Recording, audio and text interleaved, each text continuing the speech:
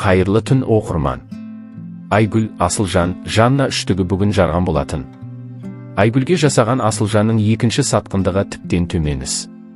Бір қыз емес, екі қыздың басын қатырып, істегені осы енді. Айгүл өзін ұстап, барынша сабыр сақтап отырды.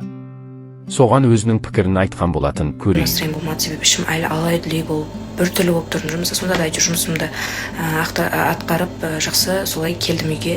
Қыз-келіншектер ғой, жаңағыдай жылы лебіз тілектерін жазып жатыр, өздерінің тағдырларын жазып кетіп жатыр, қолдап жатыр, даже дұғаларына қосып маған тілеп жатыр. Сіздерге көп-көп басымды иіп тұрып рахмет айтамын жандарым. Көп-көп рахмет. Айгүл өте батыл қыз, екі ұлды өсіріп, болашағы үшін жүгір. Алдағы уақытта өте бір жақсы жігіт жолығады деп ойлаймыз. Әп-әдемі қызымызға әйел бақытын тілейміз. Және де бұлбұл бүгінгі эфирді көріп, қызды мақтап жатыр, оны да көрейік. Құдай өзі кешірсін, мен сынап атқан жоқпын ешкімді, Құдайым кешіруге, бірақ вот этот вот Асылжан меня так бесит.